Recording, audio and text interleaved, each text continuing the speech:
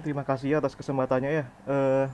Sebelumnya saya izin tidak menyalakan kamera karena bandwidthnya buruk sekali di sini.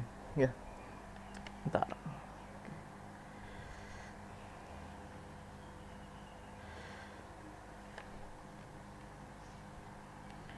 Oke, sebentar ya. Oke, eh, assalamualaikum warahmatullahi wabarakatuh. Oke, terima kasih atas kesempatannya dari moderator di Afifuddin. Juga ada Presiden Himafi di sini, Prof. I, dan ada juga Presiden Himafi Angkatan 19, ada Mas Fahri, ada Menteri Ristek, Adifa, dan pihak-pihak lain yang tentunya tidak bisa saya sebutkan satu persatu di sini. Ya, begitu. Nah, oke. Ya, pada kesempatan kali ini ya saya akan memaparkan salah satu dari beasiswa yang diadakan oleh pemerintah yang gunanya untuk menunjang perkuliahan untuk pasca sarjana kedepannya di sini. Nah, sebelumnya di sini kalau nggak salah waktu saya kan 30 menit ya. Nanti tolong moderator kalau misalkan waktu tinggal 10 menit atau 5 menit bisa peringatkan saya di chat ya agar saya tidak bertele-tele begitu. Oke, ya saya sendiri saat ini sedang riset di Laboratorium Fisika Teori ya di ITS gitu. Nah, ya sekaligus mengerjakan tesis ya alhamdulillah saat ini sudah selesai. Nah, gitu. Nah, rencana saya selanjutnya ya insya Allah saya ingin fokus ke masalah paper-paper ya begitu. Nah, kurang lebih begitu. Oke, ya di sini isi presentasi saya ya kurang lebih di sini ada ya seputar beasiswa unggulan. Nanti saya akan mendefinisikan secara sederhana ya tentang beasiswa unggulan, timelinenya bagaimana, pendaftarannya bagaimana, ya dan lain-lain. Nah, oh ya teman-teman, di sini yang saya paparkan itu adalah beasiswa unggulan. Ya meskipun yang saya paparkan beasiswa unggulan, penjelasan saya ini insya Allah sudah mengcover beasiswa-beasiswa yang lainnya. Misalkan seperti beasiswa LPDP dan beasiswa BPI. Jadi nanti kalau misalkan teman-teman ada rencana untuk lanjut pasca sarjana, ada tiga beasiswa yang besar ya di Indonesia, LPDP, BU dan BPI ya, begitu. Beasiswa Pendidikan Indonesia. Nah, ya kurang lebih dari ketiganya itu pendaftarannya mekanisme seleksinya mirip-mirip lah begitu ya. Nah, jadi untuk kita melamar beasiswa pertama kita harus tahu dulu ya kita tuh butuh nggak sih ya kuliah pasca sarjana S2 atau S3 itu. Nah, itu butuh atau enggak tergantung dari cita-cita teman-teman nanti ya. Lalu kalau misalkan teman-teman butuh kuliah pasca sarjana atau S2, maka alangkah baiknya teman-teman mengejar beasiswa. Nah, kenapa? Karena beasiswa itu sangat membantu teman-teman dari perihal UKT maupun biaya hidup. Itu sangat mengcover sekali.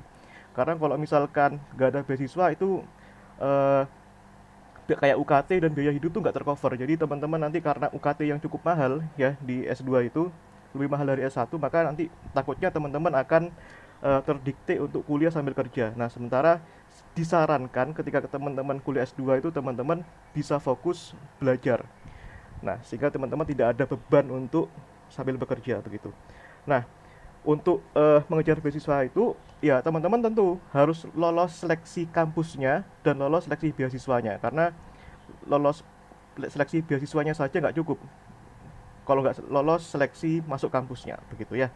Nah, untuk memperoleh beasiswa itu dibutuhkan strategi ya nanti berupa tips dan trik. Nah, insya Allah nanti akan saya kupas secara detail begitu ya. Nah, yang pertama singkat saja tentang seputar beasiswa unggulan. Nah, jadi beasiswa unggulan ini ditujukan ke dua hal. Yang pertama yaitu untuk yang mahasiswa yang berprestasi dan yang kedua adalah untuk pegawai Kemendikbud. Ya, ini yang membedakan dengan LPDP. Kalau LPDP itu ya ada yang berprestasi, ada yang untuk mahasiswa afirmasi, ya disabilitas juga bisa begitu. Nah, beasiswa unggulan ini bisa untuk program sarjana, magister dan doktoral ya. Dan juga bisa untuk mahasiswa baru maupun mahasiswa ongoing. Kalau nggak salah ongoing itu yang S1 itu untuk semester 3 tuh kalau tahun-tahun lalu masih bisa. Nah, kalau mahasiswa baru ya tentu saja ketika dia setelah diterima PTN ya, atau diterima S2 atau S3, dia bisa mendaftar begitu. Nah, kurang lebih seperti itu. Nah, ini untuk mekanisme timeline pendaftarannya ya, teman-teman bisa lihat sendiri di website beasiswa unggulan ya. Detailnya kurang lebih seperti ini. Nanti kurang lebih ada dua tahap ya, tahap satu dan tahap 2. Nah, tahap satu itu seleksi administrasi, tahap 2 itu seleksi wawancara begitu ya. Nah, oke. Jadi eh, ada fasilitas yang begitu menggiurkan ya kalau beasiswa itu. Nah, kalau teman-teman diterima beasiswa unggulan ini, teman-teman akan mendapatkan fasilitas uang SPP. Jadi eh, fasilitas uang SPP teman-teman nanti untuk kuliah itu atau UKT itu sudah tercover. Jadi teman-teman tidak perlu terpikir bekerja untuk mencari UKT gitu. Jadi bisa fokus untuk belajar. Nah, juga ada biaya hidup sekian dan juga ada uang buku yang kurang lebih 1 juta per semester ya. Nah, kalau LPDP ini sedikit lebih banyak ya. LPDP itu kalau nggak salah 3 juta ya, 3 juta per bulan. Dan uang bukunya ya bisa lebih banyak juga kalau LPDP begitu. Nah, bedanya kalau LPDP itu oleh Kementerian Keuangan ya, kalau ini oleh Kemendikbud gitu. Tapi kalau masalah gengsi ya 11-12 lah ya, begitu. Nah, pertama kita harus mikir dulu, ya kita itu butuh nggak sih kuliah S2 atau S3 ya. Menurut saya ya lanjut kuliah itu tidak untuk sarana sebagai gaya-gayaan. Apalagi tidak untuk sarana sebagai mengejar karir yang lebih tinggi, karena tidak ada jaminan bahwa dengan ijazah magister teman-teman akan mendapatkan pekerjaan yang lebih baik daripada anak S1. Nah, makanya tentu saja kita perlu tentukan dulu cita-cita kita itu apa. Nah, cita-cita apa yang lebih tepat untuk eh, anak yang sedang kuliah S2 atau S3, itu yang kita pikirkan. Nah, di sini akan saya breakdown ya bagaimana cita-cita saya ya yang saya mulai titik nolnya dari maba hingga diterima beasiswa hingga saat ini begitu ya. Dan tentu saja saya akan memperjelas rencana saya ke depannya begitu ya.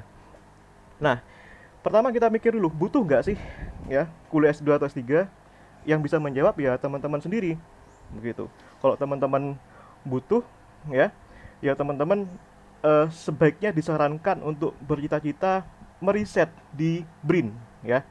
Kalau BRIN ini lembaga riset yang sudah terkumpul jadi satu. Kalau dulu kan terpisah-pisah ya, ada LIPI, ada BATA dan lain-lain. Kalau sekarang sudah tercover oleh BRIN. Nah, kalau teman-teman ingin bercita-cita sebagai periset ya atau peneliti, ya teman-teman saran saya bisa ke BRIN dan sebaiknya ditunjang kuliah pasca sarjana. Dan tentu saja teman-teman juga bisa menjadi dosen di perguruan tinggi. Ya, kalau teman-teman tidak butuh ya sebaiknya teman-teman bekerja dulu. Atau teman-teman kalau misalkan mau free dulu 1 semester, ya nggak langsung S2, S3 tidak masalah. Ya bekerja dulu nggak masalah, begitu. Nah, karena eh, faktor kalau kita misalkan S2 S3 itu banyak faktor eksternal yang mendistract kita. Bisa saja nanti di tengah jalan ada masalah ekonomi. Nah, makanya sebisa mungkin kita tercover beasiswa. Juga misalkan di tengah jalan ada yang ingin menikah, itu juga perlu dipikirkan gitu. Nah, teman-teman bisa melihat di pojok kanan bawah ya, itu eh, ID tag ya. Apa ya, kalau dulu ada tugas ospek ya. Tugas ospek itu kan disuruh buat name tag ya. Bisa dilihat di pojok kanan bawah itu name tag saya, di situ ter tertera cita-cita saya. Nah, teman-teman bisa lihat ya, bisa baca cita-citanya di situ. Nah, dengan cita-cita itu tentu saja nanti tentu saja memaksa saya harus kuliah lebih lanjut ya, baik kuliah S2 atau S3. Teman-teman bisa baca di pojok kanan bawah. Ya, jadi teman-teman jangan remehkan cita-cita ya, karena cita-cita itu bisa mendorong kita untuk melangkah lebih jauh lagi, begitu. Nah, kalau teman-teman masih punya name tag ospek bisa disimpan tuh kalau ada cita-citanya itu. Nah, itu sampai sekarang masih saya simpan begitu ya. Ini mungkin bisa untuk memotivasi begitu. Nah, sekarang kalau misalkan kita butuh, sebaiknya kita dengan beasiswa atau tidak beasiswa, ya tentu saja lebih baik jika tercover beasiswa, gitu ya. Nah, sekarang kalau misalkan kita memutuskan untuk lanjut S2, apakah bidang kita yang kita inginkan linear atau nggak linear, yaitu bergantung pada kebutuhan teman-teman sendiri. Karena di sini cita-cita saya terpampang jelas ya di pojok kanan bawah itu ya, sebagai fisikawan bla bla bla. Maka sudah jelas kalau saya pribadi ingin linear di jurusan fisika lagi begitu. Terkadang juga bisa misalkan teman-teman yang S1-nya bidangnya peminatan material, maka pilihan S2-nya bisa lebih luas. Bisa teknik fisika, bisa teknik material, bisa fisika murni lagi, begitu. Gitu ya. Nah, jadi eh, kalau teman-teman bisa lihat di situ ya, cita-cita saya itu fisikawan teoretik. Yang ini insya Allah saya targetkan tahun 2025. Di mana untuk menjadi fisikawan teoretik ya saya berusaha mencari topik-topik di S1 untuk tugas akhir yang kaitannya dengan fisika teori. Meskipun ini gak teori-teori banget ya, applied ya, yaitu permasalahan ya mekanika kuantum untuk material science. Ini tentang katalis ya, kalau teman-teman tahu ini adalah katalis yang bisa untuk mempercepat reaksi kimia gitu. Jadi nggak teori-teori banget, tapi ini bidang yang sangat powerful di sini ya, begitu. Nah, kalau saat ini ya topik yang saya pelajari itu adalah teman-teman bisa baca sendiri di sini ya tentang teleportasi. Ya, motivasi saya sebenarnya mempelajari ini ya untuk asik-asikan aja ya karena termotivasi dari film fiksi. Nah, meskipun begitu, ternyata ini juga bisa dipelajari secara fisika dan apakah realistis ya tentu saja bukan di sini pembahasannya ya begitu. Nah, oke, kalau rencana saya selanjutnya itu ya kemungkinan dua ya. Saya ingin mempelajari komputer kuantum atau membahas permasalahan lubang hitam atau black hole begitu. Jadi teman-teman harus punya langkah-langkah, step-step bidang-bidang riset apa yang akan dipelajari di kedepannya. Karena kalau teman-teman kuliah S2 hanya formalitas mengejar gelar saja itu sangat sayang sekali bagi saya, gitu ya. Nah, lalu apa harapannya dari riset-riset kedepannya ini? Ya, apa harapannya untuk Indonesia? Tentu saja saya itu sebenarnya ingin menjadikan fisika sebagai garda terdepan dalam memimpin peradaban yang saya targetkan ini selesai pada tahun 2125. Sekarang coba perhatikan teman-teman. Kalau kalian lihat, cita-cita saya itu 100 tahun ya kan? 2025 ke tahun 2125. Pertanyaannya, apakah realistis? Ya tentu saja itu relatif ya. Tapi tentu saja saya nggak mungkin hidup sampai 2125. Tapi at least minimal saya bisa menanam benih ya, menanam bibit untuk Indonesia ke depannya melalui fisika teoretik. Ya. Kenapa fisika bisa sebagai garda terdepan? Ya, karena kalau teman-teman lihat sekarang implementasi dalam teknologi, teman-teman mengetahui listrik dan magnet. Siapa inisiatornya? Maxwell pada tahun 1800-an. Atau kalau teman-teman lihat revolusi industri di Jerman, siapa inisiatornya? Max Planck pada tahun 1900. Sehingga pada saat itu, ya, ketika Eropa itu gelap gulita, ya, dan Jerman punya ilmuwan yang namanya Max Planck, ya, melalui formulasi yang tersebut, Jerman bisa punya listrik sendiri. Sehingga ketika Eropa yang lain tertidur, maka Jerman sudah punya listrik sendiri, sudah punya lampu sendiri. Sehingga ketika orang Eropa lain tertidur, maka orang Jerman tuh belajar. Maka kalau bisa teman-teman lihat, makanya Jerman tuh sangat maju dalam hal peradaban, ya. Nah, ada juga termodinamika yang menginisiasi revolusi industri di Inggris. Maka ini juga realistis dong diterapkan di Indonesia, ya, menjadikan fisika sebagai garda terdepan dalam peradaban melalui bidang informasi kuantum. Itu cita-cita saya. Ya, ini kurang lebih sebagai Manhattan Project lah kalau teman-teman tahu cerita lihat filmnya Oppenheimer ya. Nah, kenapa 100 tahun? Ya karena kalau kita lihat tahu apa ilmuwan-ilmuwan sebelumnya realistisnya segitu, 100 tahun itu. Teman-teman bisa cek persamaan Maxwell ditemukan tahun berapa dan listrik itu maju tahun berapa, bisa cek, dan teknologi yang lainnya. Teman-teman bisa cek Einstein merumuskan lubang hitam itu tahun berapa dan 100 tahun kemudian baru kebukti ada lubang hitam itu. Nah, makanya kita tidak bisa meremehkan fisika pada skala teoritis. Itu bisa memimpin negara dalam peradaban gitu. Nah, jika misalkan saya butuh S2 dan cita-cita saya sudah clear, ya maka sebaiknya kita harus mengejar beasiswa karena itu bisa menjadi katalisator untuk kita dalam mempercepat cita-cita kita. Tapi teman-teman harus lulus seleksi dalam dua hal, lulus seleksi kampusnya dan lulus seleksi beasiswanya, begitu. Nah, jadi ya ini faktor-faktor yang sering ya. Nah, faktor-faktor yang eh, ada untuk melamar beasiswa. Kalau teman-teman lihat di sini ada dua hal ya. Ada tanpa beasiswa dan dengan beasiswa. Ada banyak faktor. Misalkan IPK. Kalau teman-teman ingin S2 tanpa beasiswa, maka teman-teman cukup mengamankan IPK 3,0. Tapi dengan beasiswa teman-teman kalau bisa 3,5 lah, ya. Tapi nggak harus 3,5. Kalau teman-teman pun IPK-nya cuma 3,2, 3, maka teman-teman bisa tutupi itu dengan prestasi, ya. Tapi ingat, prestasi tidak melulu tentang kejuaraan. Ya, nanti saya akan detailkan masalah prestasi. Yang kedua itu TPA, ya. TPA itu ya at least 450 lah ya. Kalau beasiswa itu 500, ya. Tes potensi akademik, ya. Nah, yang berikutnya TOEFL, ya. Kalau tanpa beasiswa itu 450 lah. Kalau dengan beasiswa itu 500 sampai 550.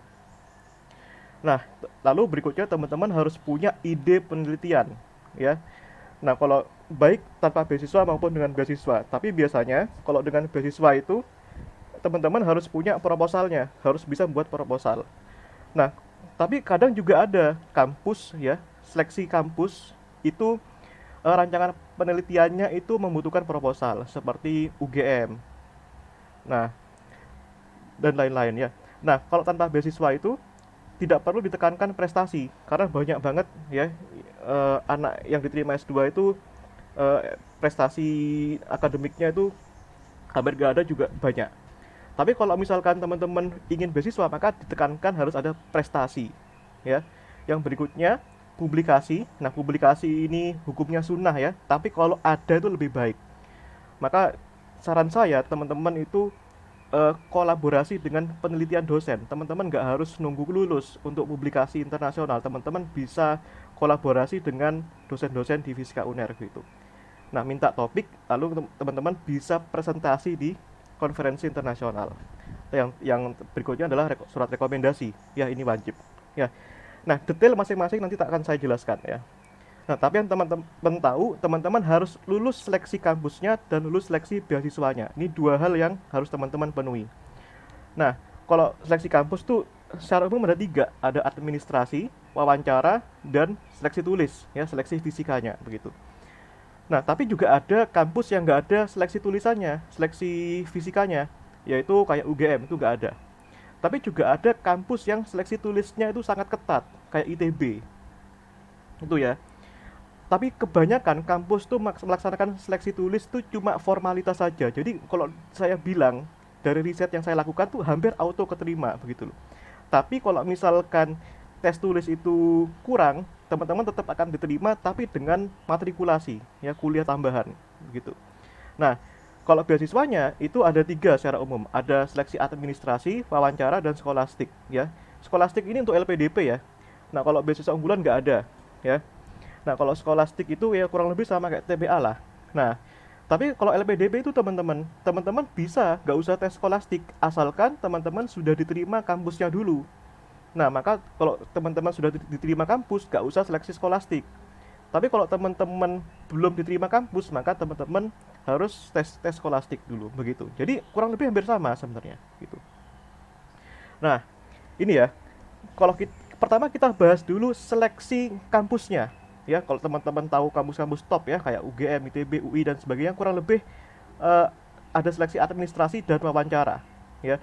Yang membedakan itu UI. Kalau UI itu seleksinya itu melalui SIMAK. SIMAK itu lebih ke umum ya.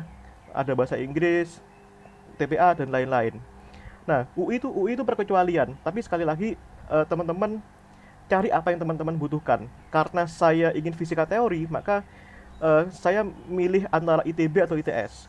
karena ITB kejauhan, ya sudah saya pilih ITS. Kenapa ITS? Karena ITS itu seperguruan dengan ITB, ya, dimana ITB itu selalu mengedepankan prinsip fisika yang konservatif. Itu yang saya cari itu sebenarnya. Nah, di sini ada 5 syarat gitu ya. Administrasi, pertama, kalau misalkan tanpa beasiswa ini 3,0 lah amankan, ya. Lalu TOEFL 450, surat rekomendasi dari pembimbing, usulan penelitian, dan TPA-nya 450 boleh, 475 boleh, gitu ya. Nah, wawancaranya itu di sini ada ditanya alasan kita apa, lebih singkat kalau wawancara dari kampus itu. Apa alasan kita daftar S2, kesediaan biayanya gimana? Nah, kalau kesediaan biaya, usahakan nanti teman-teman bisa meyakinkan diri dengan beasiswa kepada interviewer gitu. Nah, yang teman-teman tahu ketika pewawancara itu tanya, pasti mereka menanyakan topik penelitian di S1 itu apa dan rencana penelitian ke depannya itu apa. Nah, itu yang faktor yang penting. Nah, itu harus teman-teman punya rencana penelitian. Nah, biasanya yang enak itu linear. Misalkan di S1 saya mengerjakan optik, S2 mau optik lagi, itu lebih baik, ya. Itu peluang keterimanya besar begitu. Nah, yang berikutnya ada seleksi tulisnya. Nah, teman-teman kalau lihat di sini ini soal seleksi tulisnya yang saya gabung dari UB sama ITS ya. UB, ITS, ITB. Yang atas ini yang ITB ya. Yang kalau nggak salah ITB, yang soal yang bawah ini yang ITS, yang di sini yang ini ITS ya. Yang UB saya lupa nggak masukkan, tapi ada kok. Nah, gitu. Ya, nanti masalah soal-soal seleksi tulis saya kasih di akhir slide ya, ada link drive-nya. Di sini ada kurang lebih ada 5 bidang. Ada mekanika, ada kuantum, ada medan EM, ada Vistat, ada Vismat. Secara umum tes seleksi tulisnya ini, tapi biasanya kampus ini nggak menguji semuanya. Misalkan kayak ITB itu cuma 4 bidang aja, 1, 2, 3, 4 ini. Kalau ITS itu cuma kuantum, medan EM, sama mekanika. Terus ada juga UGM yang tanpa tes tulis. Ya, jadi kalau bisa teman-teman soal-soal seperti ini teman-teman buat pembahasannya, karena biasanya soal seleksi tulis itu sama dari tahun ke tahun. Yang saya lihat trennya begitu. Jadi itu bisa buat modal. Tapi tes tulis itu formalitas kebanyakan, kecuali ITB. Karena saya melihat teman saya itu S2, daftar S3 di ITB, ya dari ITS, dia gak diterima karena tes tulisnya kurang. Biasanya kampus tuh selalu menerima meskipun tes tulisnya kurang. Tapi untuk ITB itu berkecualian. Jadi pelajari kampus secara mendalam ya, begitu. Nah, oke. Next. Bentar.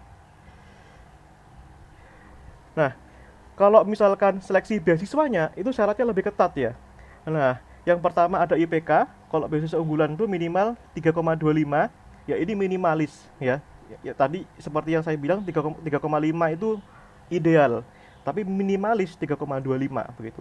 Tapi pun kalau teman-teman IPK-nya di bawah 3,25, tetap peluang itu masih ada gitu. Nah, yang kedua itu ada LOA. LOA itu surat penerimaan. Jadi ketika teman-teman diterima di kampus, maka teman-teman bisa meminta LOA kepada kampus gitu. Nah, yang berikutnya ada TOEFL ITP ya. Ini 550, tapi juga ada kok, ada yang 500 tuh diterima juga ada. Gitu. Ada sertifikat kemampuan bahasa Indonesia, teman-teman bisa googling. Di zaman saya ini belum ada ya. UKBI, ini namanya UKBI, Uji Kemampuan Bahasa Indonesia. Nah, itu belum ada standarnya yang pakem UKBI itu berapa di BU itu. Nah, yang berikutnya proposal rencana studi, ini teman-teman harus siapkan. Yang berikutnya esai itu baik semua beasiswa itu kurang lebih isinya tentang apa kontribusi kita untuk bangsa. Nah, nanti saya detailkan. Yang 7 itu surat keterangan aktif kuliah, gitu ya. Ini bisa teman-teman minta di kampus nanti. Gitu. Nah, yang berikutnya seleksi wawancara itu lebih ketat ya, kurang lebih sama kayak LPDP, sama kayak BPI. Nah, ini ada perkenalan diri ya. Mesti yang selalu ditanya apa yang kamu udah lakukan untuk bangsa. Terus yang berikutnya dampak skripsi kamu untuk bangsa apa, rencana penelitian apa, alasan kamu milih program studi apa, kontribusi untuk Indonesia maju apa. Dan yang terakhir, riset kita dalam menjawab tantangan bangsa. Nah, ini pertanyaan-pertanyaan yang wajib kita buat cheat sheet-nya begitu.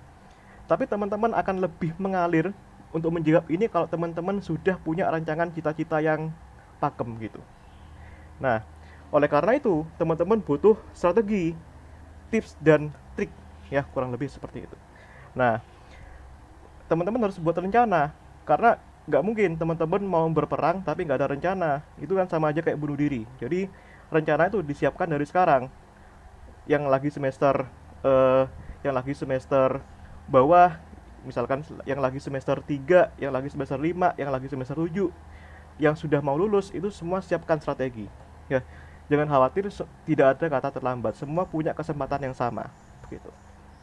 Nah, jadi yang faktor yang paling susah itu yang pertama IPK. Ini maaf aja, saya ingin membahas spesifik ke jurusan fisika ya. Saya itu punya tips bagaimana teman-teman itu meningkatkan IPK di jurusan fisika. Karena jurusan fisika itu jurusan yang nggak bisa kita santai-santai dalam mencari nilai. Tidak bisa digapai IPK bagus hanya dengan modal seneng cangkruk, nggak bisa. Beda kalau misalkan kayak jurusan sosial, teman-teman ya cangkruk, ngopi, santai-santai, tiba-tiba IPK 3,5. Nah itu di fisika nggak seperti itu. Nah, jadi fisika itu adalah suatu prodi yang membutuhkan teman-teman untuk sering setidaknya mengurung diri dalam kamar untuk belajar. Itu faktanya. Begitu. Sekalipun dia jenius, percaya sama saya, Einstein itu saja yang sudah IQ-nya besar sering sekali mengurung diri dalam kamarnya untuk menurunkan persamaan, berpikir gitu. Nah, maka saya punya 6 strategi untuk meningkatkan IPK teman-teman nanti. Ya, yang pertama bisa teman-teman lihat, nomor satu itu pelajari fisika secara Oh, belum komprehensif pulang ya? ya dan holistik ya. Maksudnya gimana? Teman-teman pelajari fisika itu secara detail, secara utuh ya. Jangan setengah-setengah. Yang kedua, kalau bisa teman-teman kedepankan suatu konseptual, near tekstualis, menihilkan tekstualis, apalagi formalistis. Maksudnya gimana? Jangan PPT oriented. Kalau teman-teman belajar fisika PPT oriented dan hanya berpedoman soal-soal yang ada di sana dan materi yang ada di sana, biasanya kebanyakan itu susah menjawab soal ketika ujian. Nah, tapi kalau teman-teman konseptualnya jelas, meskipun ada PPT, maka mau soalnya bagaimanapun, teman-teman akan mengalir ketika menjawab soal ujian. Nah, begitu. Yang ketiga, pastikan teman-teman itu suka matematika, ya. Suka matematis dan bagaimana penyelesaiannya, gitu. Terus yang keempat ini nggak wajib ya. Ini semua kebiasaan saya. Nah, teman-teman tidak harus mengikuti saya. Kalau teman-teman punya standar sendiri, ya lakukan. Nah, tapi kalau saya nomor 4 itu sebisa mungkin kita turunkan persamaan minimal 10 lembar per hari. Kenapa? Karena itu akan melatih sense kita dalam solving fisika. Solving fisika itu dengan apa? Dengan matematis. Nggak mungkin dengan bahasa lain. Dengan bahasa Arab. Nggak mungkin. Bahasanya pasti bahasa matematis. Gitu. Maka kalau misalkan teman-teman itu bisa, sense akan kebangun. Banyak sekali mahasiswa yang ketika belajar di PPT itu paham, tapi dikasih soal oleh dosen itu blank lagi. Kenapa? Ya karena sense-nya belum kebangun. Gitu. Ya. Nah, yang pasti tips yang kelima, teman-teman tuh harus suka baca. Ya, suka baca, gila ilmu dan kerja keras. Ya. Alokasikan waktu sehari itu minimal 5 jam, 6 jam untuk belajar untuk baca. Kalau teman-teman sehari cuma belajar 2 jam itu ya mohon maaf hasilnya ya akan biasa-biasa saja. Nah, yang terakhir, teman-teman harus kompak. Teman-teman harus bisa mengadakan forum tutorial per matkul. Ya, siapapun yang menguasai eh, itu diharapkan bisa ngasih tutor ke yang lainnya. Karena apa? Karena tutor itu tidak hanya memberikan manfaat kepada yang ditutor, tapi yang menutor juga akan memberikan manfaat. Karena dengan metode Feynman, belajar dengan mengajar itu sangat-sangat efektif, gitu ya. Nah, itu. Yang berikutnya TOEFL ya. TOEFL ini tips yang praktis ya. Teman-teman bisa punya uh, ratusan tips untuk meningkatkan TOEFL. Kalau saya sih ada 3 ya. Kita baca buku teks atau paper, ya tekun latihan soal dan membiasakan diri mendengar percakapan bahasa Inggris, karena nanti dengan itu skill listening, reading dan grammar tuh akan terbangun gitu ya.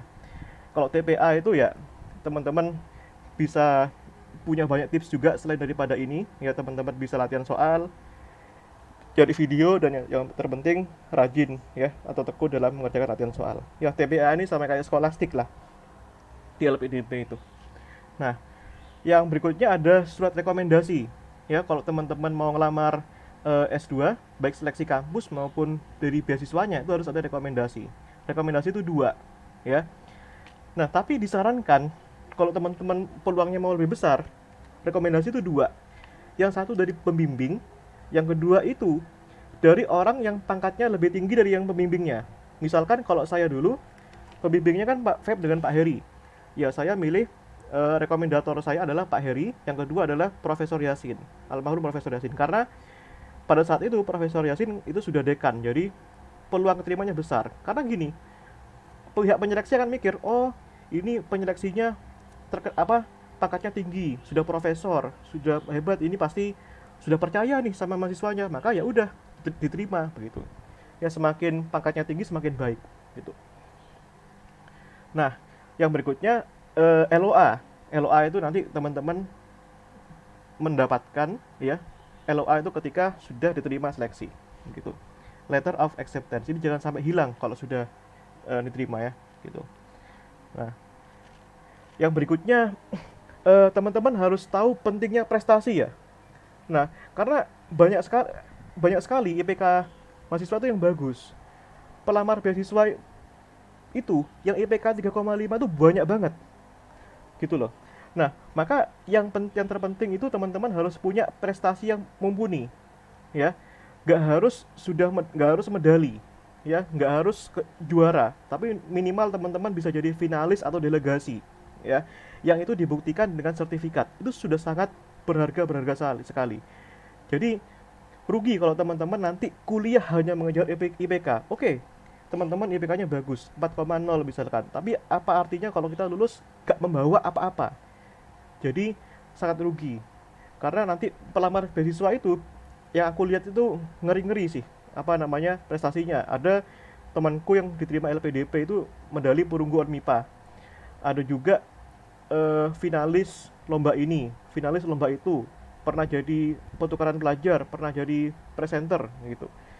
Tapi teman-teman, prestasi itu tidak hanya melulu tentang lomba. Kalau dalam konteks beasiswa, saya di sini kalau nggak salah membagi jadi 4 hal ya. Yang pertama lomba, yang kedua aktivis organisasi, itu juga termasuk prestasi. Pertimbangan yang kuat. Misalkan teman-teman jadi ketua himpunan atau staf atau kepanitiaan, itu semua masukkan. Makanya setidaknya teman-teman punya sertifikat ketika sudah lengser dari organisasi. Itu sangat-sangat berpengaruh sekali. Begitu. Nah, yang berikutnya teman-teman kalau bisa ikut konferensi. Ya, konferensi apapun. Konferensi internasional, nasional, baik konferensi penelitian atau konferensi yang lain, atau pertukaran pelajar atau apalah terserah. Ya, baik teman-teman sebagai pembicara atau peserta, ini sangat ngaruh banget karena pihak penyeleksi itu akan menilai, oh ini biasa-biasa aja, ya udahlah IPK bagus, biasa-biasa aja, buat apa gitu. Tapi kalau teman-teman punya nilai plus plus plus, nanti pertimbangannya itu lebih mudah untuk diterima gitu. Yang berikutnya, kalau bisa teman-teman punya publikasi paper, ini sifatnya opsional. Tapi kalau teman-teman punya, maka teman-teman akan punya nilai plus ya. Di sini publikasi melalui conference atau proceeding. Nah, kalau teman-teman mau conference atau proceeding, teman-teman yang baru lulus S1 yang sudah sidang ini bisa ikut proceeding ya, langsung. Nah, atau teman-teman yang masih kuliah, teman-teman bisa nimbrung topik sama dosen, itu gak apa-apa gitu ya. Oh ya, ada 5 ya. Yang terakhir, teman-teman pernah melakukan pengabdian masyarakat ya. Teman-teman pernah melakukan apa sih kepada masyarakat? Kontribusi apa yang teman-teman lakukan pada masyarakat? Misalkan kalau Himafi itu kan ada program Himafi mengajar. Nah, itu sangat bermanfaat sekali. Ya. Atau program-program yang lain, jadi volunteer atau apa terserah. KKN itu juga termasuk pengabdian masyarakat. Tapi kalau KKN kan semua kampus kan hampir KKN. Apa nilai plusnya? Ya tentu saja program-program dari BEM FST atau himpunan yang kaitannya dengan pengabdian itu sangat-sangat bermanfaat sekali gitu. Nah, yang berikutnya itu esai. Esai ini, maaf ya, saya nggak punya teksnya, tapi kurang lebih eh, ini menjelaskan apa yang saya lakukan. Ya, esai itu kalau bisa tuliskan dengan kata-kata yang baik, yang rapi, yang jelas, dan sebisa mungkin esai itu kan pasti membutuhkan bahan. Maka kalau kita butuh bahan untuk esai, maka kita harus punya pengalaman. Nah, di sini esai tentang kontribusi saya untuk bangsa, saya menjelaskan tentang tridharma perguruan tinggi. Yang pertama yaitu pendidikan dan pengajaran. Ini saya pernah tutor, ya, ini tutor di Dirmawa pembinaan Onmipa, yang tengah ini eh, tutor fisika dasar di kelas, ya, ini tahun 2019. Yang kanan ini sebenarnya nggak tutor ya.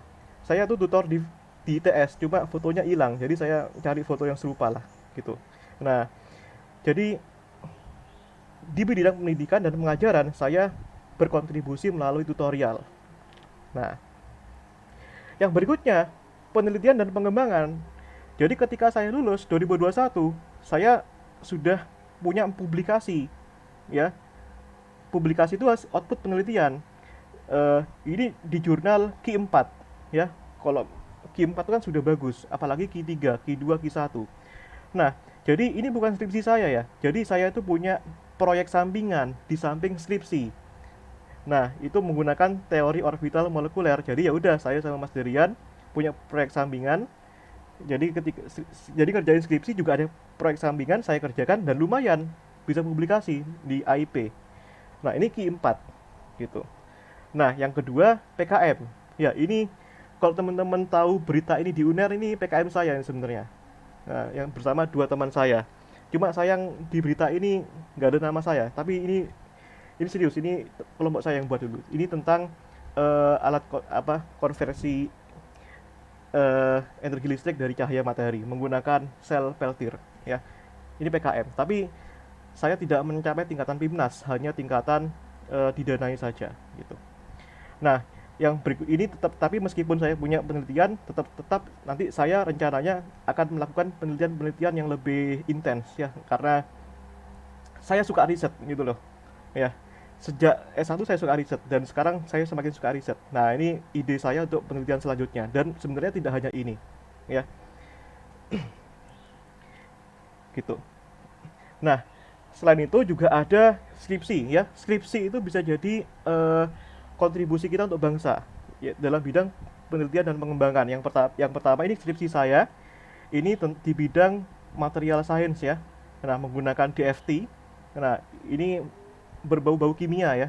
Kimia gabung fisika ini. Nah, yang kedua, saya magang di PKL di BRIN, ya. Saya belajar fisika partikel, yaitu mengerjakan potensial Yukawa. Ya, kalau teman-teman sudah dapat fisika inti dan partikel tuh tahu ya potensial Yukawa itu gimana. Nah, lalu yang berikutnya pengabdian masyarakat. Nah, ini sepele sebenarnya. Yang saya lakukan ini semua itu adalah tugas ospek sebenarnya yang saya lakukan. Jadi alhamdulillah dulu kating-kating saya memberikan saya tugas ospek yang kaitannya sama pengabdian. Nah, teman-teman tahu nggak ini di mana? Nah, ini saya nggak lagi pencitraan ya. Nah, ini jadi yang foto yang atas ini saya membersihkan kali FKM. Kalau teman-teman tahu perbatasan Fakultas Kesehatan Masyarakat dan FS itu kan ada kali. Kalinya ditutup.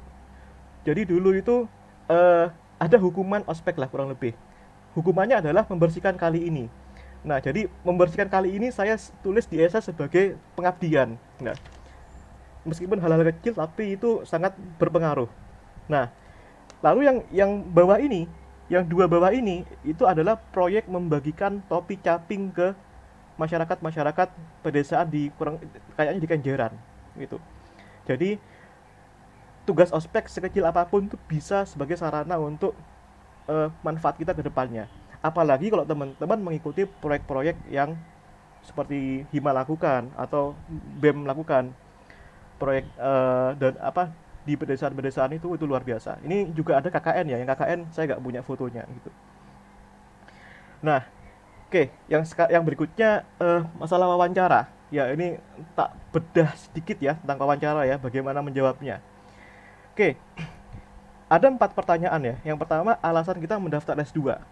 Eh, Saran saya ketika teman-teman menjawab pertanyaan ini, teman-teman harus punya cita-cita yang konkret ya.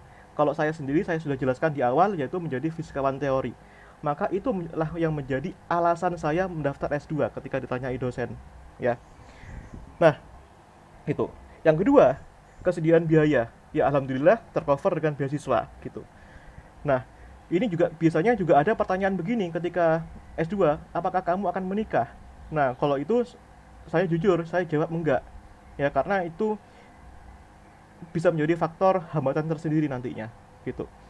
Nah, yang ketiga, ditanyain topik penelitian di S1. Nah, saya jawab dengan detail. Topik penelitian saya di S1 adalah mempelajari mekanika kuantum yang diaplikasikan di katalis atau material science gitu. Nah, cuma yang keempat, rencana penelitian di S2. Ya, ini agak berbeda dengan di S1. Ya, maka saya jelaskan rencana penelitian S2 saya adalah mempelajari informasi kuantum. Nah, lalu dosen tanya waktu itu, kenapa kamu mau pindah topik? Ya, kenapa? Karena fisika teori di UNER dan di ITS itu berbeda. Yang saya cari adalah fisika teori yang murni, sehingga saya memutuskan untuk mempelajari topik yang berbeda gitu. Nah, dan itu juga keinginan saya sebenarnya. Nah, tapi dosen itu tanya lagi, kalau gitu apakah kamu siap dengan mata kuliah yang dia akan nanti diambil? Ya, tentu saja kita harus jawab siap, karena resiko pindah bidang itu adalah harus mempelajari dari nol lagi dari awal. Maka saya sarankan kalau teman-teman punya ingin bidang yang misalkan optik, maka ya sudah. Kalau S1-nya optik ya S2-nya optik. Atau kalau teman-teman S1-nya optik, S2-nya material, itu agak bidang, maka teman-teman harus pelajari dari nol. Itu kan nggak gampang gitu loh. Ya. Nah, disarankan sebaiknya linear penelitian S1 dengan penelitian S2, tapi nggak linear pun nggak apa-apa gitu. Berupa pengembangan juga nggak apa-apa. Maka teman-teman jangan main-main dalam memilih topik skripsi di S1 begitu. Nah, yang berikutnya seleksi dari beasiswanya. Nah, ini lagi-lagi ya, perkenalan diri ya. Itu ya sudah mengalir saja lah. Kalau yang berikutnya yang kedua, apa yang telah kamu lakukan untuk bangsa? Maka aku akan menjelaskan apa yang sudah aku lakukan untuk Tridharma perguruan tinggi. Seperti yang sudah aku jelaskan di slide-slide sebelumnya. Saya sudah aktif di tutorial, pengajaran, penelitian, pengembangan, sehingga saya sudah punya bahan untuk menjawab itu. Ya, tapi pastikan teman-teman tuh menjawab yang tegas, yang lugas, ya. Nah, jangan bertele-tele juga, ya, karena nggak menarik. Orang pendengar tuh lebih suka jawaban yang singkat tapi berbobot begitu, ya, daripada kemana-mana. Yang ketiga, apa dampak skripsi kamu untuk bangsa? Nah, ini yang susah. Maka teman-teman ketika mengerjakan skripsi itu harus dihayati bagaimana implementasinya kepada masyarakat. Dan fisika teori itu susah implementasinya ke masyarakat. Implementasi fisika teori itu lama jenjangnya. 100 tahun, 50 tahun begitu. Tapi syukurlah karena saya bidangnya applied, maka saya bisa cerita banyak. Topik saya adalah komutasi material, ya material science. Dan saya jelaskan bahwa topik saya ini tentang katalis, ya. Katalis itu untuk mempercepat reaksi. Nah, kalau di kimia, ya kan katalis untuk mempercepat reaksi. Maka topik ini bisa dijadikan referensi untuk orang pertambangan, perminyakan untuk menghasilkan bahan-bahan energi yang lebih terbarukan. Itu yang saya ceritakan. Maka teman-teman harus bisa bernarasi seperti itu. Nah, yang berikutnya rencana penelitian kamu ke depan. Nah, rencana penelitian saya tadi tentang informasi kuantum, tentang teleportasi kuantum. Loh mas, itu kan abstrak, teleportasi. Informasi kuantum kan abstrak. Tapi abstrak-abstrak sekalipun tetap bisa kita implementasikan ke depannya. Maka saya jawab, hal ini, topik yang saya usulkan ini bisa menjadi solusi untuk Indonesia di masa depan dalam menjawab permasalahan-permasalahan di bidang sistem informasi dan memberikan solusi kepada teknologi di bidang komputer kuantum. Meskipun secara komersil komputer kuantum belum ada. Maka yang namanya cita-cita itu saya plot 100 tahun ke depan. Begitu. Nah, Yang keenam, apa kontribusi kamu untuk Indonesia maju? Ya, kontribusi saya sebagai civitas akademika, ya saya berkontribusi di bidang penelitian dan pengembangan, ya, dan pendidikan dan pengajaran. Nah, sehingga dengan itu ya bisa memajukan Indonesia, outputnya gitu. Ya, sebagai seperti cita-cita saya tadi. Ya, saya tentu saja ada cita-cita ingin peneliti, jadi dosen ada, tapi itu cita-cita yang temporary, ya. Nah, cita-cita yang lebih jauh, ya, ya 100 tahun itu adalah fisika sebagai garda terdepan, ya. Mohon maaf terkesan egois ya, tapi karena memang saya orang fisika dan saya yakin solusi ini bisa, begitu. Ya, ya sudah, saya ingin ingin apa namanya? Ingin menerapkan itu gitu loh ya. Nah, oke. Ya, sisa waktunya tinggal dikit ya. Nah, yang berikutnya, bagaimana riset kamu dalam menjawab tantangan bangsa? Ya, ya tentu saja jawabannya sama seperti pertanyaan-pertanyaan sebelumnya. Ya, yang berikutnya, nah, proposal penelitian ya teman-teman nanti bisa baca sendiri ya di Google Drive yang saya kasih ya di belakang. Ya, ini pastikan teman-teman buat pendahuluan yang bagus ya. Teman-teman harus punya pendahuluan, latar belakang, ya ini latar belakangnya. Terus teman-teman harus punya rencana mata kuliah ya dan target-target IPK yang dipenuhi. Nah, ini nggak real ya, ini hanya target. Nggak semuanya terwujud kok nilai-nilai ini. Yang berikutnya harus punya topik penelitian, rencana penelitian. Ini timeline waktunya harus punya dan harus punya rencana biaya gitu ya. Nah, sebagai penutup kata dari penjelasan saya kali ini, maka teman-teman harus punya cita-cita yang konkret ya, rencana yang matang, mimpi yang besar, lalu buatlah rencana yang kemudian teman-teman harus eksekusi gitu. Nah, ya akhir penutup kata ya, kurang lebihnya mohon maaf ya, kurang lebihnya mohon maaf. Assalamualaikum warahmatullahi wabarakatuh. Saya kembalikan kepada moderator. Baik, terima kasih kepada Kak Anan atas materi yang telah disampaikan. Mungkin buat teman-teman nih yang pengen tanya lebih lanjut nih tentang tips-tips, mungkin pengalaman, atau gimana sih caranya buat lebih lanjut nih, lebih jelas buat daftar beasiswa nih. Mungkin silahkan teman-teman bisa langsung bertanya.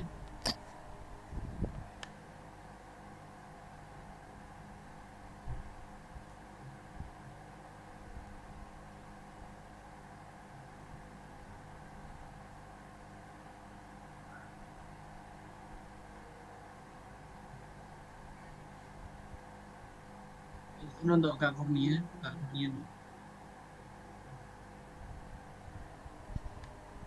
Kak, terima kasih atas kesempatannya. Izin bertanya kepada Kak Ananto, untuk beasiswa BPI ataupun LPDP dan juga unggulan ini, misalkan kita semasa kuliah kan misalkan mengikuti banyak penelitian seperti tadi Kakak di bidang fisika, kalau misalkan saya mengikuti penelitian di bidang lingkungan, itu apakah akan difasilitasi juga untuk biaya penelitian dan sebagainya, dan juga untuk skripsi nanti apakah biaya juga akan tercover oleh beasiswa itu, Kak? Terima kasih. Oke, langsung saya jawab ya. Untuk biaya penelitian itu secara umum kalau di BU itu nggak ada, ya di BU itu nggak ada. Tapi kalau di LPDP sama BPI itu eh, ada, seingat saya ada tapi nggak banyak ya. Biasanya kalau misalkan biaya penelitian itu eh, ngambil dari biaya hidup biasanya. Misalkan kan biasanya ada biaya hidup yang kelebihan, maka itu bisa dialokasikan untuk biaya penelitian. Tapi kalau misalkan penelitian ini, kalau S2 itu tips saya adalah banyak-banyak kolaborasi sama dosen, karena penelitian yang mahal itu bisa jadi 0 rupiah bahkan. Jadi yang pertama, banyak kolaborasi dengan dosen. Yang kedua, eh, tetap ada biaya biaya penelitian untuk yang LPDP dan BPI. Ya, kamu bisa cross check lagi. Tapi ada juga teman-temanku itu yang biasanya eh, yang nggak dapat biaya penelitian, dan dia itu mengambil dari biaya hidup begitu. Ya, sisa-sisa biaya hidup gitu. Begitu dari saya. Baik, Kak. Terima kasih atas jawabannya. Iya, makasih kembali. Baik, terima kasih Kak Ananto atas jawabannya dan terima kasih Kak Kurnia atas pertanyaannya. Mungkin selanjutnya ini Dari Kak Aditya bisa menyampaikan pertanyaannya. Oke, sebelumnya terima kasih Kak Muhammad Ilfifuddin ya atas kesempatannya. Mungkin izin masuk suara saya terdengar jelas. Ya, dengar. Oke, baik. Terima kasih juga kepada Kak Ananto. Luar biasa sekali sih untuk materinya pada siang hari ini. Mungkin ini sih Kak terkait dengan beasiswa. Mungkin setiap orang memiliki keinginan ya untuk mendapatkan beasiswa karena memang sekarang ada yang sekiranya middle range itu memang yang bisa untuk dimasukin bukan yang kayak seperti KIPK dan seterusnya kayak gitu kan. Tapi melainkan ya yang saingannya tuh luar biasa banyak kayak gitu seperti LPDP atau mungkin BPI dan juga beasiswa unggulan. Nah, mungkin yang saya tanyakan ada dua sih Kak. Yang pertama terkait dengan pendaftaran S2 ini. Terkait dengan pendaftaran S2 mungkin antara pendaftaran LPDP, contoh ini kayak saya ambil contoh di beasiswa LPDP dan juga di pendaftaran S2. Itu biasanya waktunya bersamaan Kak. Nah, semisal kita ingin mendapatkan LOE nih. LOE kita dapatkan di gelombang yang pertama dan kita ingin ikut LPDP yang di gelombang kedua. Otomatis kan itu sudah ada jeda sekitar 6 bulan kayak gitu. Apakah kita bisa untuk mendaftarkan LPDP dan kita bisa stop kuliah dulu? Maksudnya tidak ikut kuliah, tapi dapat LOE itu gimana sih Kak? Boleh apa enggak kayak gitu? Apakah kita harus ngomong ke kampusnya atau mungkin gimana? Apakah kita juga harus membayar di kampusnya seperti itu sih Kak? Itu yang pertama terkait dengan LOE karena ketika kita mendapatkan LOE kan katanya juga peluang lolosnya pun besar dan juga kita bisa terlewat dari tes substansi atau mungkin TPA itu sendiri. Maksud saya tes skolastik ya. Mungkin selanjutnya yang kedua untuk sesuai dengan pengalaman kakak untuk pendaftaran S2 yang menurut kakak ini ya, maksudnya yang paling worth it lah. Mungkin Kak Ananto ini juga pasti pernah nyoba entah 1, 2 atau mungkin 1 aja nih. Nah, mungkin bisa diceritakan sih Kak yang menurut kakak itu oke lah untuk didaftarin. Seperti itu sih Kak, mungkin 2 itu aja cukup. Terima kasih. Oke, ya. eh, Terima kasih atas pertanyaannya ya. Jadi, yang pertama masalah timeline. Ya, masalah timeline itu lagi-lagi kita harus bisa manajemen dengan baik. Kapan pendaftaran LPDP, kapan pendaftaran BU, kapan pendaftaran BPI. Dan juga kita harus bisa manajemen dengan baik pendaftaran S2 di masing-masing universitas. Nah, ya tentu kita harus plotting dulu universitas mana yang kita tentukan. Itu yang pertama, manajemennya harus baik. Tapi sekalipun nanti misalkan teman-teman diterima dulu nih, diterima dapat LOE kan, eh, lalu apa namanya, LOE itu untuk mendaftar beasiswa, itu jawabannya bisa. Nah, maka apa yang harus dilakukan? Maka teman-teman itu harus meminta surat penundaan kuliah kepada kampus, ya. LOE itu punya masa berlaku 1,5 tahun. Jadi misalkan kamu diterima apa namanya, 1 tahun. Kalau lewat kampus 1 tahun ya, diterima di jurusan ini, maka selama 1 tahun itu kamu bisa cari beasiswa. Atau sebaliknya, kita LPDP-nya apa beasiswanya dulu diterima. Nah, beasiswa yang diterima kemudian nyari kampus. Maka eh, kita kalau misalkan diterima misalkan LPDP, diterima beasiswa LPDP dengan kampus-kampus ini tertentu. Nah, LPDP itu kan biasanya milih 3 kampus kan, kalau nggak salah. Nah, maka dalam waktu 1,5 tahun kita harus eh, diterima di kampus yang kita tuju. Misalkan saya daftar Fisika ITB dan saya keterima di LPDP, maka dalam 1,5 tahun sejak diterimanya itu saya harus diterima di kampus ini. Begitu. Ya, jadi tenang. Masalah waktu itu fleksibel asalkan kita memantau dengan baik jadwal pendaftarannya seperti itu. Nah, yang kedua perihal pendaftaran ya, yang mana yang worth it? Ya, ya kalau masalah beasiswa ya kalau dari segi dana ya yang worth it LPDP. Tapi ya kenapa saya pilih BU ya karena waktu itu ya saya ingin ngejar S2 yang nggak sabaran. Ya sudah yang ada BU, ya udah ya, daftar BU. Dan kenapa saya nggak daftar dua ya? Misalkan saya daftar BU dan LPDP gitu. Itu takut. Saya takut. Kenapa? Saya takutnya gini. Ketika saya daftar BU nih, kemudian diterima LPDP. Mana yang saya pilih? Oh, jelas LPDP lah, uangnya banyak. Tapi kalau misalkan saya ngambil LPDP salah satunya, ya LPDP atau BU, maka kemungkinan saya diblokir dari pemerintah untuk daftar beasiswa itu besar. Itu makanya harus hati-hati karena ada dulu pengalaman kakak tingkat saya di ITS itu diterima beasiswa fresh graduate dari ITS dan diterima beasiswa LPDP. Nah, celakanya diterima beasiswa fresh graduate dulu dari ITS. Mau nggak mau dia harus ngambil dong. Nah, beasiswa fresh graduate-nya uh, dia nggak ngambil beasiswa fresh graduate, tapi dia ngambil beasiswa LPDP. Nah, dia ngambil beasiswa LPDP dan LPDP itu ketahuan bahwa dia keterima beasiswa fresh graduate-nya ITS, sehingga dia di blacklist dari pendaftaran beasiswa seluruh Indonesia. Itu ada kasus kayak gitu. Makanya manajemen memilih beasiswa itu harus bijak gitu ya. Nah, tapi yang mana yang worth it ya LPDP kalau saya. Tapi BU dan BPI tidak kalah worth it-nya dengan LPDP begitu ya. Semuanya sama-sama digendong dengan uang SPP, uang biaya hidup gitu. Nah, yang kedua worth it dari sisi kampus. Ya, kalau dari sisi kampus sesuai dengan balik lagi ke cita-cita tadi. Misalkan saya ingin di fisika material.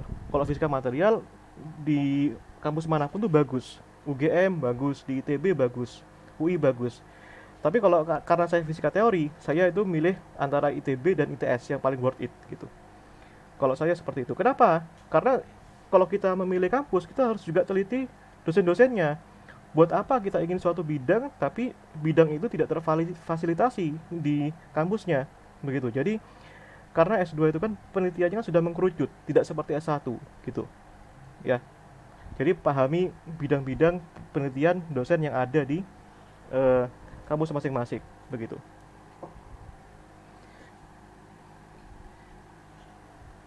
Semoga menjawab ya. Terima kasih Kak Anang atas jawabannya. Mungkin karena waktunya udah habis nih, mungkin kita akhiri ya untuk sesi Q&A-nya. Dan selanjutnya ini ada sesi dokumentasi nih bersama Kak Anang nih. Mungkin buat teman-teman yang bisa mungkin silahkan.